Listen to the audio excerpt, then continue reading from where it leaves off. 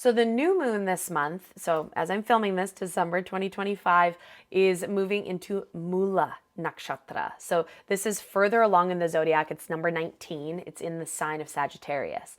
So regardless of when you're watching this or when, this is applicable to you, remember all the planets are always moving through all the nakshatras. So planets are moving through Mula from time to time. It just so happens that this month, the new moon, the dark moon, is going to be in Mula.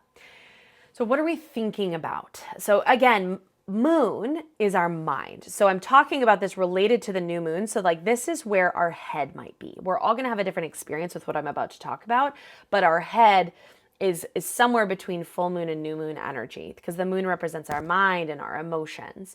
And so naturally when we start to learn about Mula as a nakshatra, as a star cluster in the sky, we can start to understand why our mind is this way or that way.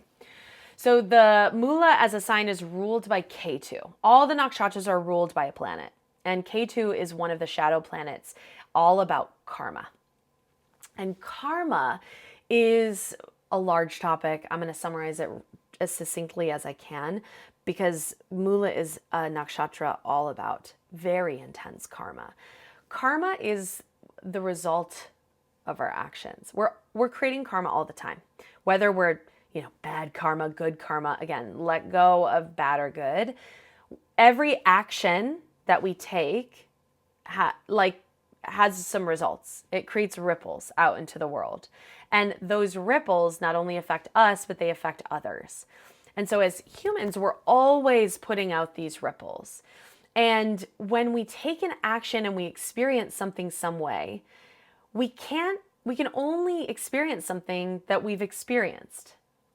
So somebody else, another version of this is like, we're never going to understand how someone else sees something. We can't truly put ourselves in someone's shoes, truly, unless perhaps we've been through a similar experience. So it's a little bit like, I don't want to say tit for tat, but I'm trying to use phrases that are familiar to us. So like with karma, we put something out there and then the ripples are going to ripple back to us. And we need to resolve this wrinkle of karma. So how do we know if something is karmic that's going to come back for us? And I hate that phrase, but it communicates what I'm trying to say. How do we know if something is karmic? If it's sticky. Sticky stuff, like stuff that you can't forget, stuff that lives rent-free in your head, stuff that you're like, that didn't end how I would want it. You don't feel closure. An interaction that you just can't stop thinking about. Those are karmic in nature. We know it's karma because it's sticky. And eventually we're going to have to resolve that. So it doesn't mean that like if you have an interaction with somebody that's, you have this blow up fight, maybe you're a boss of somebody, you have this argument, you realize this person can't work for my company anymore, you fire them and you never talk again.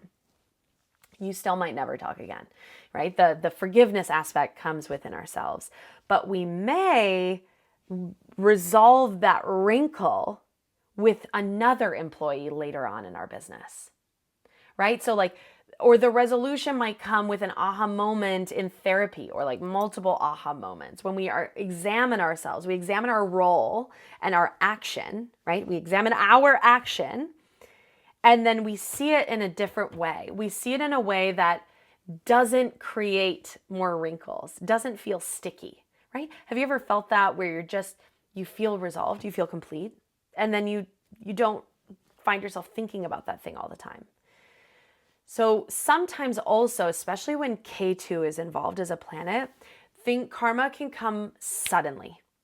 It's the things that happen in your life where you're like, why is this happening to me? Like it can happen like big things we think about, someone, you have a storage unit with all of your family memories and it burns down in a fire that was completely out of your control.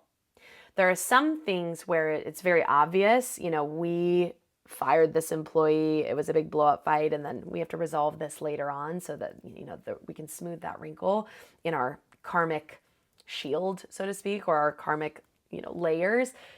Other times it's just like comes out of left field, and K2 can have that really faded or it almost seems like I had no control. And in some ways that can be easy for us, especially as yogis, because we're like, well, I didn't choose for there to be a house fire or a fire in my storage unit. It just is. We can take out our anger on the owner of the storage units. Why did they not have cameras? Why did they allow someone to get in there after hours? Why was it a fluke? Why didn't they have a sprinkler system? I mean, we can be really caught up in that. But what Mula asks us to do is to get to the root of, to seek the root of things. Where does the root always lead us? Down and in, within. So your frustration, and I'm talking about this imaginary fire in a storage unit.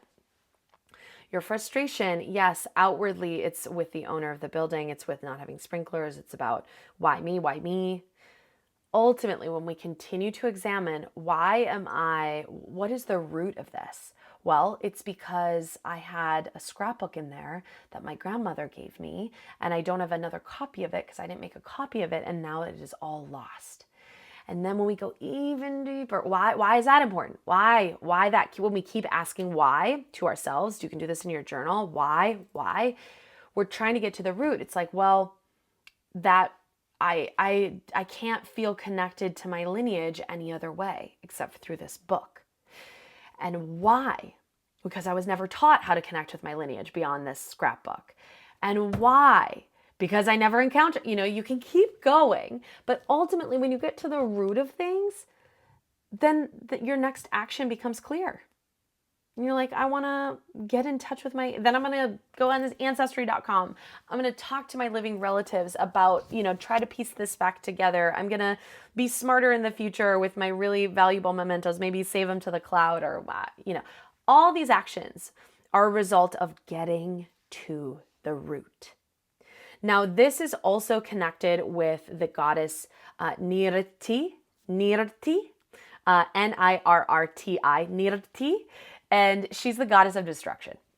And seems like really dramatic. Sometimes with some of the goddesses that we study, she's the wife of Adharma, so the opposite of purposeful living a life of without purpose, of unawareness. And the two of them give birth to 3 children, fear, terror, and murder. So here's where I might bring in some of the teachings of the Dashamahavidyas, the 10 wisdom goddesses. They're all ferocious goddesses of Tantra. You look at them and you're like, just like me just telling you, Nirti is the goddess of destruction and she is married to Adharma and they birth fear, terror, and murder. In our day and age today, these are things that we would call bad. Those are bad things. Those are bad. And we avoid that discomfort.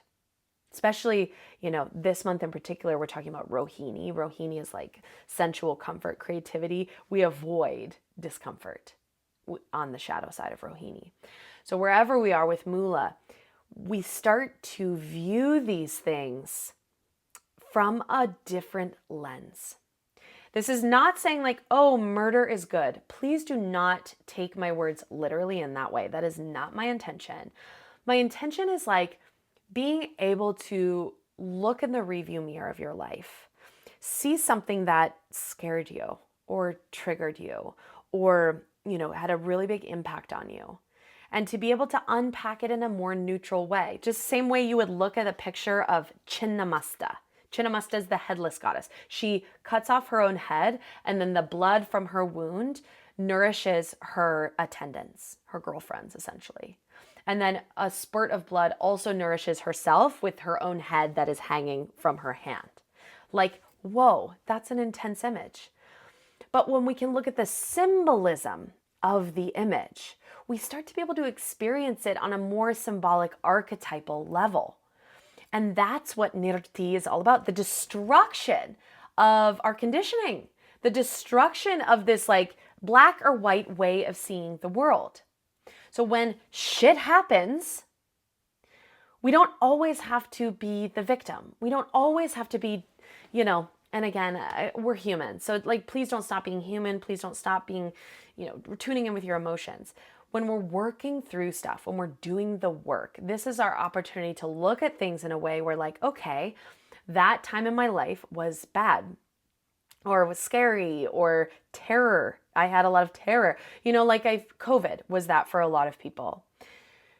And maybe you had, my grandfather died during COVID. That was super sad. And also, a lot of aspects of that time in my life, while I felt very on edge in my own life during that time for many reasons, I look back now because I've had a little bit of space, a little bit of time to work on it. And I could not be more grateful for everything that happened during that time. It prepared me, it put me where I am right now. And I see that because I wrote about it then, I paid attention then, and I'm paying attention now. So also like time is involved in Mula. So when the moon moves here for like what is relatively speaking a super short period of time, we can also just remember that getting to the root of things is not an instant fix. It's not an instant thing. Once we unearth something, there's sometimes chaos that happens. We must respect the function of destruction. And it doesn't mean we need to enjoy pain or enjoy sudden changes. It doesn't mean we're somehow magically like okay with the winds of change always coming through. And as yogis, we must have a general level of respect for when things dissolve, because we cannot fear death. Even though we do, we need to continually work on not fearing it, because things are dying all the time. The egg that doesn't get fertilized every month is dying and releasing the lining of the uterus. It's dying. Every inhale has an exhale. Inhale's life, the hold at the top is, the sustaining power, and then the death is the exhale. The nature is constantly getting birthed in spring and procreating and living and blah in the summertime. And then everything starts dying in the fall. And then we experience death and quiet in the winter. This cycle is everywhere. So when we resist one part of this cycle, what my teacher would always say, what you resist will persist. It's going to keep coming at us. We're going to keep being continually asked to die to who we were. And if we resist that, we are not stepping into the flow of life. So here in Mula, we're burning through intense karma. And this is also, it's said this nakshatra can be honored when we're working with Kshatriya. It's a word that actually starts with a K. Kshetriya. Kshatriya. So Kshatriya is translated to many things, but also it can be an inherited dis-ease. Not so much, it can be literal, but think about karma also as the things that you came into life with, the ideas that you were given in your childhood, the situation you were born into, right? That is also part of your karma.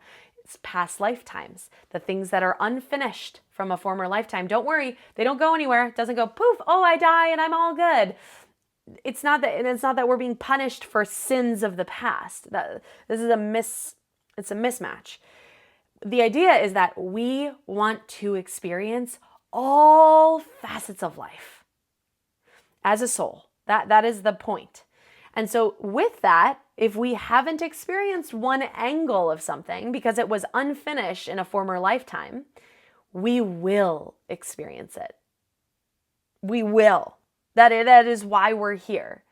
And so when we can start to not look forward to chaos, not look forward to getting out of a cycle of karma, but being open to it, being open to what the universe is trying to tell us.